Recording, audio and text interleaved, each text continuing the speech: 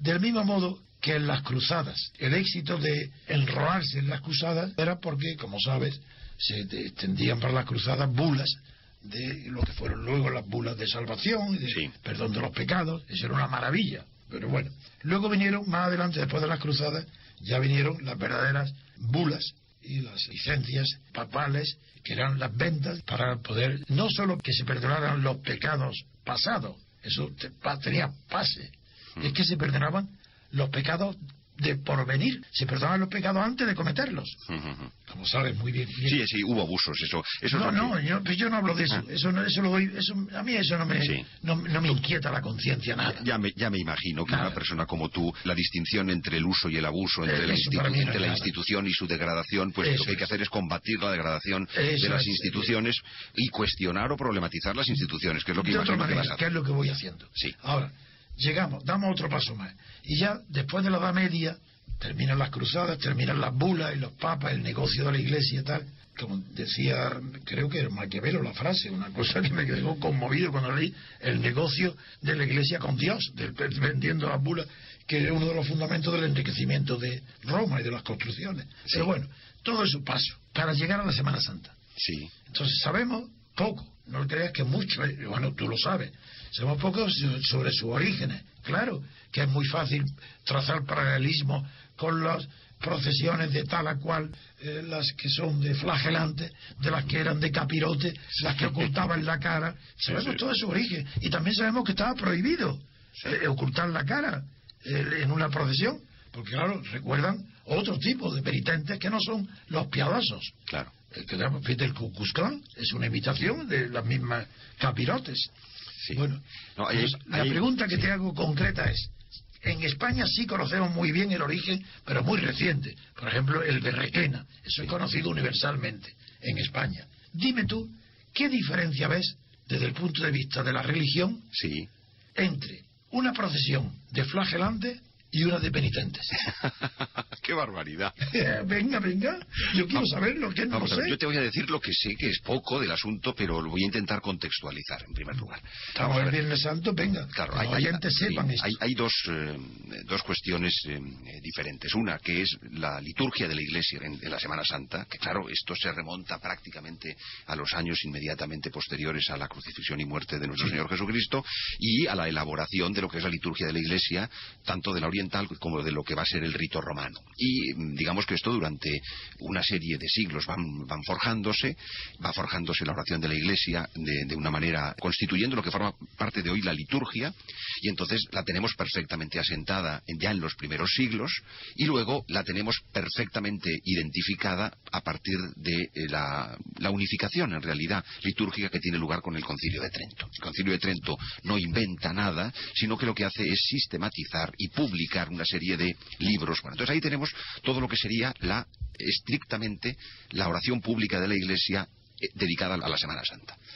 Lo que tú cuestionas es algo que viene junto a, es decir, son expresiones culturales surgidas del mundo católico y de los pueblos católicos, de los pueblos cristianos, que se añaden, se sobreponen a lo que es estrictamente la liturgia de la Iglesia, que tendría que el tema de la liturgia de la Iglesia sería otro tema diferente del que tú me has preguntado. No, los flagelantes en el mundo musulmán son terribles, son peores. Eso que nos vemos en la televisión, que es horrible, efectivamente, haciendo sangre por la espalda, efectivamente, a un ritmo tremendo. Sí, eso recuerda las cosas paganas hindúes, de México, de los aztecas. Bueno, eso eran sacrificios humanos estrictísimamente. Eso me refiero.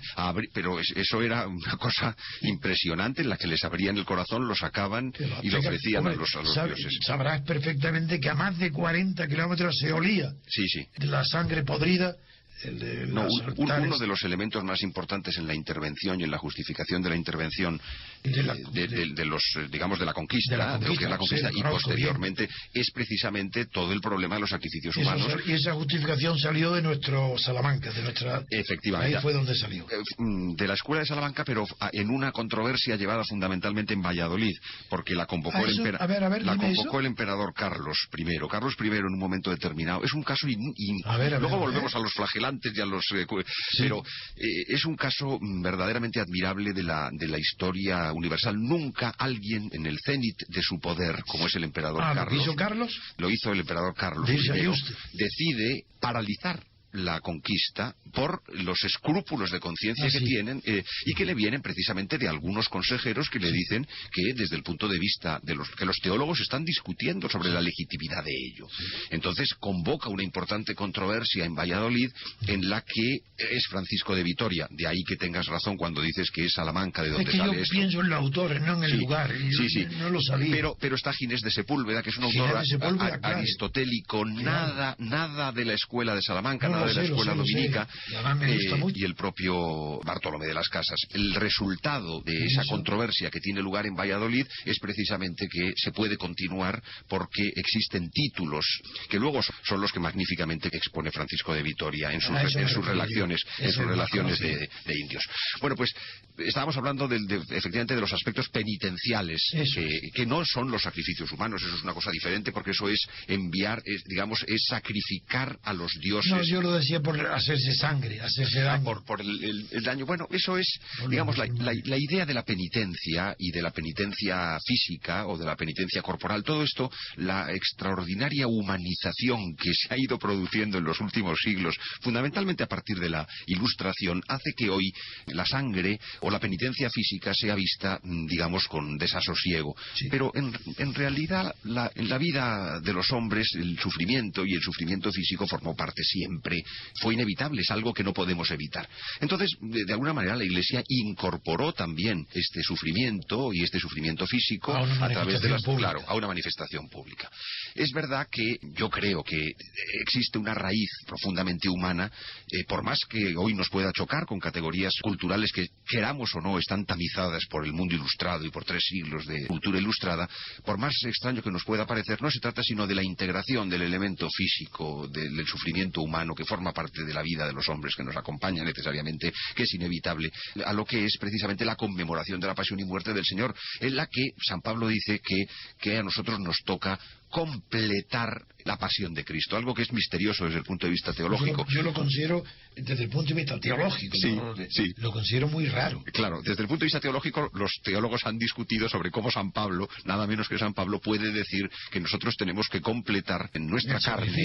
Lo que pasa es que, bueno, ahí lo que hay es una adhesión. El Señor ha cargado con nuestros pecados, dice la teología, en su pasión, de tal manera que nosotros idealmente, y a través también de nuestros sufrimientos, estamos unidos en esa... Voy a aprovechar, Miguel, para darte... Pero yo no soy ningún teólogo, ¿eh? No, yo sé.